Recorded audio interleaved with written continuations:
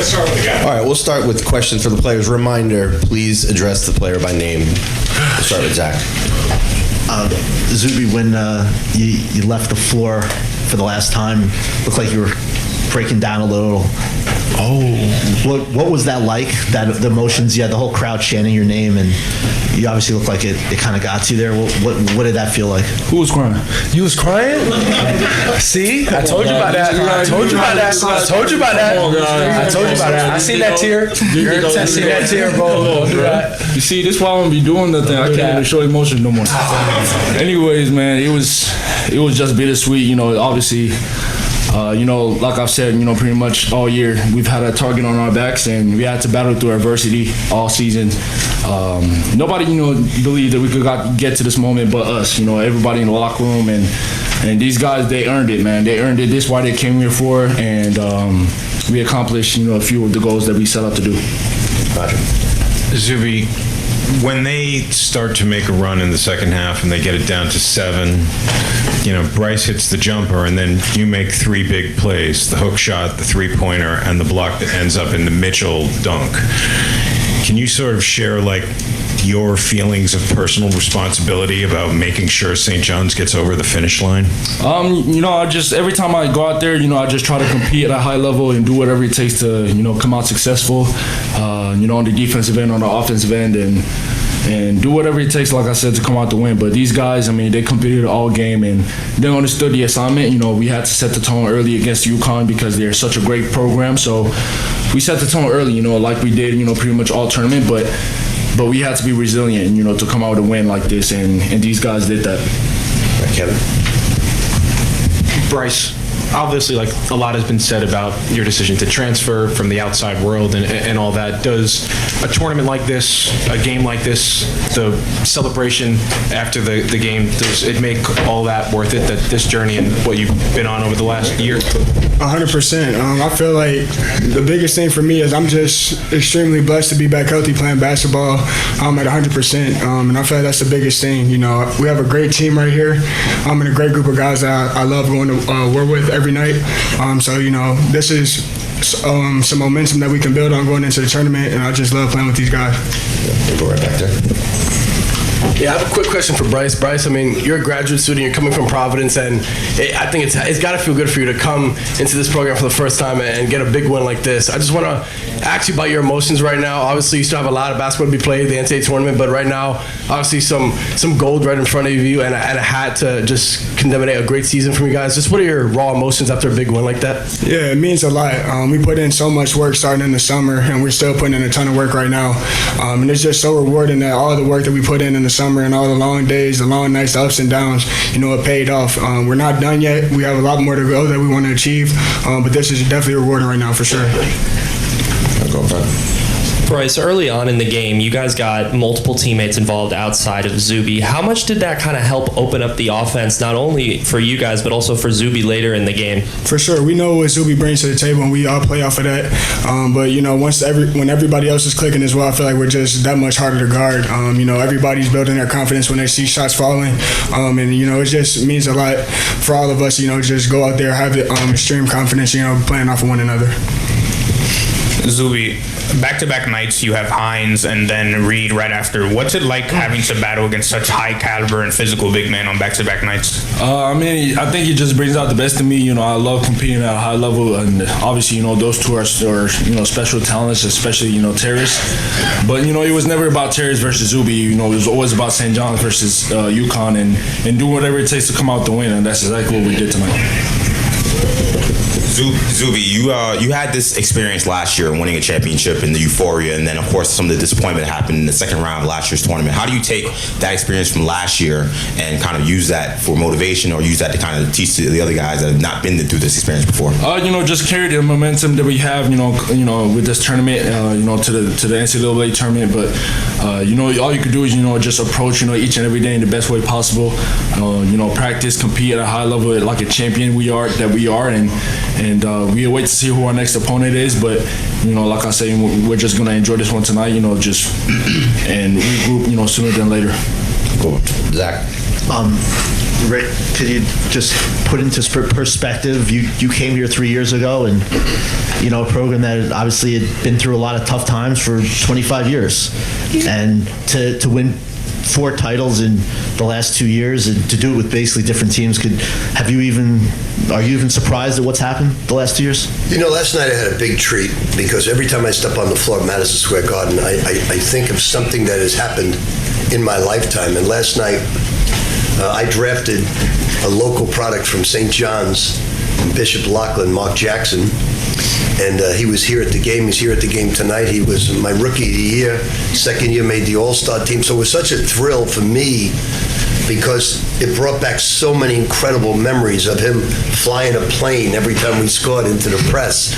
And to have Mark here means a lot to me because it's the past. And now we fast forward to the present. And there's so much history with St. John's, and we brought it all back in 3 years. Not only with a high ranking, but the first time in the history of the school to win back-to-back regular seasons, back-to-back tournaments.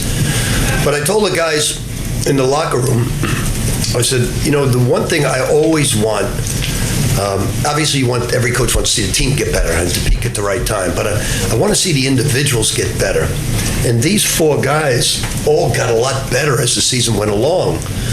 Zuby has taken it from a guy that came in without a lot of confidence to now one of the great leaders in the game that have ever coached. Bryce Hopkins has got significantly better. And I told Dillon and Bryce going into this, if you guys don't dominate, we can't win this game. And they both played unbelievable. Oziyah's been consistent from the summer to now, gotten a lot better defense, but they've all gotten significantly better at a lot of stages of their careers, which is great for our coaching staff. And for me personally, being a New Yorker and seeing the thrills of our fans and seeing the thrills of the team means a great deal to me to be a small part of this whole thing. So I'm really, really proud. I know Louie's looking down at us with great pride. Joe Lapchick's looking down at us with great pride. And I'm really, really impressed by all of them. With 12:30 to go in the game, I had to take a timeout. I had to waste a timeout, which infuriated me with these guys. And I said to them, you're fatiguing. Don't let this clock run out. You've got to keep the pressure on them offensively. Johnnies don't get tired. I took Zuby out right before that, and he said to me, Coach, at 8 minutes, I'll kill, bring me back in. And he did. They all played a lot of minutes in this tournament and didn't fatigue. And at that point, they just turned it around and dominated the game once again against a very good Connecticut team. Very good. We held Mullen without a three-point shot at halftime. These guys played great. I don't know what was better, the defense, the offense, or the attitude. So I'm real proud of all 4 of you guys. You're tremendous young men, as well as being great basketball players, and you've all gotten significantly better, which is what every coach wants. Second row. Rick, when we spoke to you on Wednesday, you spoke about how impressed you were, I guess, by how this team had responded from the loss to UConn. I guess now, seeing what they did tonight, just can you kind of describe what allowed them to bounce back in such an emphatic way? Well, we talked about it, and I told them, I said, look, my Louisville team lost to Providence by 32, and we went to a Final Four. We lost to Notre Dame by 31. We went to an Elite Eight. I said, it's meaningless. It's meaningless. Now, what's meaningful is how you come out against Villanova. You can't do anything about that loss, but you can do something about the way you come out against Villanova. And true to form with the character of these guys, they came out and I think won by 32 points against a very good Villanova team. All right, we'll go to Kevin. Rick, can you describe the closing efforts of Dylan Darling? Obviously, his shot wasn't necessarily falling, and then that 13-0 run you guys had to end the game, he scores 6 of the points and was really aggressive. Yeah, and he didn't have it his way at all during. It just shows you about Bells how I said to him, I said, take it easy, Steph, because he's trying to go one-on-one. I said, Zuby, will you do something with this guy? Set a pick, get him out and go one-on-one. And but it shows you it wasn't going his way. He just tried to take over the game offensively and defensively with a great back tip. But listen, these two bookend forwards, They are tremendous. They are tremendous. Don't underrate them. This guy takes a lot of publicity away from them because of his greatness. But those bookends there, the three of them, they make up a great, great front court. Dillon Mitchell, I was getting all over him. I said, you handle the ball. You handle the ball. You are the point guard. And he was brilliant. Hop kept getting better and better. What a great tournament. I'm proud of you guys. Rick, yesterday you mentioned a starving dog approach that you guys came out of the gates with. It was another fast start tonight. Was it that same starving dog approach, or what was it tonight that allowed you guys to get off? We never mentioned revenge because we have so much respect for Connecticut. We just talked about championship. This is a championship. It doesn't matter who we're playing. It's a championship at stake. You guys get a chance to be part of history. It's a championship. It's another night to get better and improve. And we did. We improved every single game. And we got better. Remember, we were struggling. Come back against Xavier. Come back against Butler. Come back against Seton Hall. We're always trailing. And we came out, the ball went up, and 3 straight nights, we didn't relent at all. And that's a great sign offensively and a great sign defensively going into the tournament. Oziyah, since Media Day, you talked all season about your excitement to be on this team. And here you are, you're a part of a legacy now. And there's some kid somewhere shooting a basketball, looking at St. John's the way they did 40 years ago. What's the lesson that you carry forward that you could tell that kid shooting a basketball? It might sound a little cliche, but just to never stop working. Me being from California, coming out here, it wasn't for any reason. For no reason. I wanted to come and win a championship, and that's what I had in goal ever since June. So to be in this position and to win it feels great. It feels amazing. And we're not done yet. One thing I told these guys, I said, this is Oziyah's 3rd school, and he's a very bright, articulate young man. And Dillon, as well as Bryce, has been to a couple schools. But they are always going to be Johnny's because their home court is Madison Square Garden. It's the Mecca. They're never, ever going to... They'll talk about the other schools. I'm sure they had great experiences, but they're always going to be Johnny's, even though it's been a short period of time, because Madison Square Garden is their home. All right, Ralph. Rick, I kind of fear you might hate this question, but... You're going to answer it. Ask it. Do you think this team is better situated going into the tournament than last year's team? I know it's a very different team, but do you think the team is built better? I think last year's team was one of the best defensive teams in the country, but I believe defense is all scouting. It's all scouting because they're all good athletes.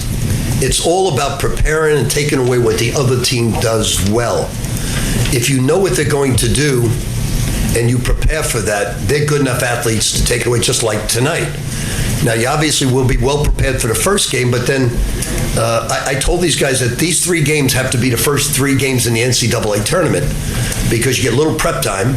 We'll be ready for the first game, God willing, when we get by that game, and then the second game, you got 1 day. So they're ready for that now. They all know it's prep. Every one of them knows it's prep, and they're all locked in defensively. They're locked in offensively. But one of the things I love tonight is Bryce Hopkins just say, give me the ball, I'm going to the rim, I'm taking over. And then Dillon Mitchell flying down the court. And it was just exciting to see the confidence of both players. And then Oziyah shooting the ball. This guy doesn't need a boost of confidence. He thinks he's the best player in the country, and he shows it every single night. Coach, in December, you talked about how the lack of this team's continuity made it the most challenging thing you've ever experienced as a coach. Does this accomplishment and figuring it out make it that much sweeter? Well, I think every coach would say that right now. Every coach is going through this. We had Zuby and Ruben, who played a lot of minutes, and next year we're going to have Ruben and a couple other guys. So it's going to happen every single year. It's going to be tough to get that continuity. The most ridiculous rule in history of the NCAA is that professional athletes giving you 4 hours a week. I mean, that is the dumbest thing I've ever witnessed in my lifetime, in all of college basketball, to have professional athletes saying, well, you can only have 4 hours during the summer. I mean, come on, these guys are in this game. They come to St. John's to get better. And so I'm hoping they do away with that ridiculous rule. Just think of how good Bryce would be right now if we had 8 hours a week.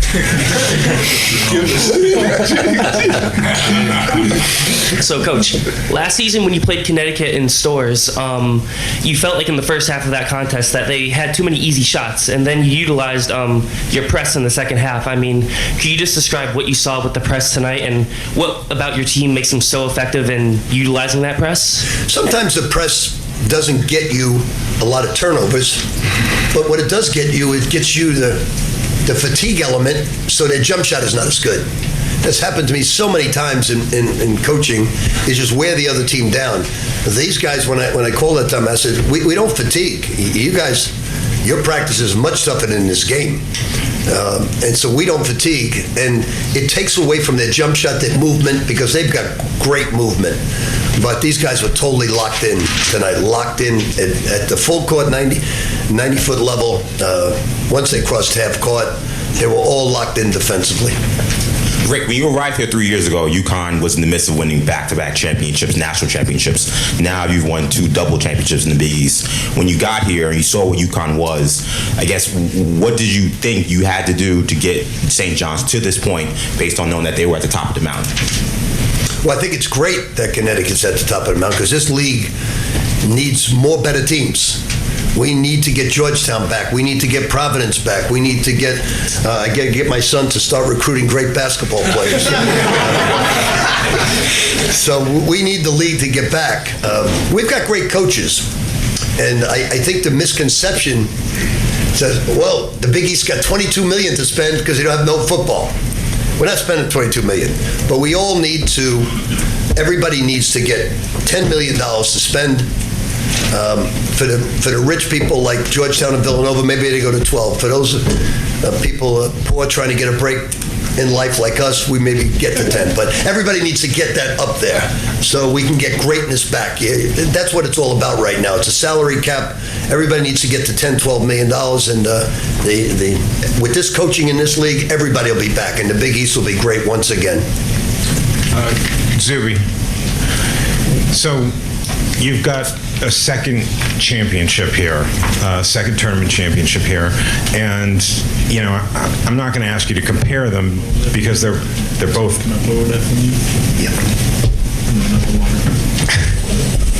Sorry. Oh, okay.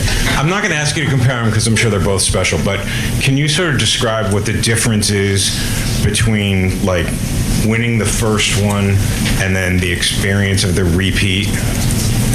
The first one was, truly special. Obviously, it was the first time that I experienced winning at such a high level. But, this second time coming around, it was more so not even about me. It was more so about the new guys that came in. I wanted to win for them. I wanted them to feel the thrill of winning a championship here in MSG. And we accomplished that goal. And just to see the excitement, the smiles on their faces, it meant a lot to me. That's like I said, that's who I do it for. I do it for them. I do it for Johnny's Nation, for my family. And I was just excited, and more so than anything, I wanted to get out the win for them. You're nodding your head, Dillon. What is it like for you to hear him say that he was more in it for you guys? Yeah, I mean, we talked about it earlier in the year, just our goals coming in, and Zuby, Deku, Ruben, all the guys that were here last year just talked about the accomplishment of winning the Big East, not only the conference, the regular season, but also the tournament. And then seeing it in Carnesecca, where they hung the banner up, they got their rings. I mean, it's unreal, and it's something that the new guys wanted to be a part of. And we preached it from the jump, what our goals were, and it's a long season, and we got to take one game at a time and 40 minutes at a time. But now to accomplish something that we had early June, it's just a big testament to what we've put in, every day on a day-to-day basis. Casey. Coach, you guarded Terrace Reed tonight one-on-one, and your perimeter defenders did an excellent job staying with their man.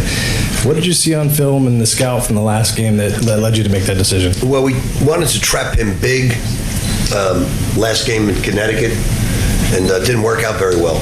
So all I said to Zuby was, look, we're going to dig if anybody gets below the three-point line, but Zuby, you got him one-on-one.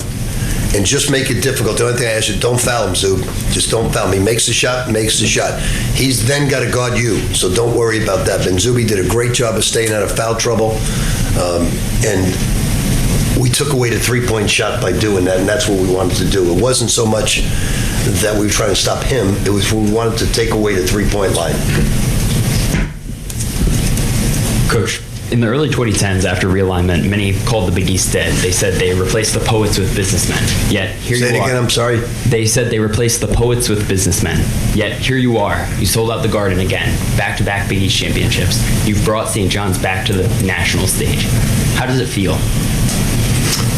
What do you mean by businessman? I don't get the analogy. That's what they said. That's what ESPN said famously in their Requiem. And what was there? They said they replaced the poets of the Big East with businessmen. Yet someone like you, Hall of Famer, national champion, you're a poet of college basketball. Well, the Big East right now is mostly Catholic schools. It's mostly schools where enrollments are down. They don't have a lot going for themselves right now, except the pride in their university. We have great pride in our university. Our student body does, our administration does. Our enrollment's down, but sometimes it's better to have a smaller university and bring quality than quantity. And I think that's what St. John's is trying to do right now, is really build quality. And all of us in the Big East, because I know this. Look, I've coached in the SEC, ACC, I've coached in the Big East for a second time. There's great coaches at every level. But in the Big East, it gets extra competitive because for us, every single team that comes into the Garden, we're going to get their best night because it's Madison Square Garden. It doesn't matter what their record is, we're going to get their best night. So the Big East will be back, and I think it'll be back big. We got Villanova back. We got to get the other schools to come back right now. So we got great coaches. Now we just need to beef up the individuals. They got to get players like the four guys I have up here. All right, got time for one more. Rick, you mentioned right here to your left in the middle. I'm sorry. No, you're okay. You mentioned you called the timeout with about 12 and a half to go. How momentous was that swing there with when Bryce gets the mid-range jump shot, Darling forces the turnover, and then Zuby hits that three? Just how momentous was that I felt we for you? were fatiguing a little bit mentally, and I don't like to call a timeout. My staff yelled and said, "We got one coming," and I said, "It's too late for that. I got to get a time. I got to speak to these guys." And I just said, "Look, you got the lead. Stop deflating. Get after them." I said, "Stop." A lot of teams with a lead, they don't play to win. They just, and you got to play to win. You got to keep the pressure on offensively. And these guys went out and attacked the basket, attacked the defensive end of the court. And it's just a reminder to them. I always sense when he gets a little tired. You know, he works so hard on every offensive rebound. He's battling physically. And it's really tough on him. Now, Ruben's given him some good minutes, but it's tough on him. He's been through a lot, and 3 games in 3 nights playing this type of competition is difficult. So he got a nice rest and came back. But the other 2 guys never relented the entire night. The 2 bookends, they were awesome.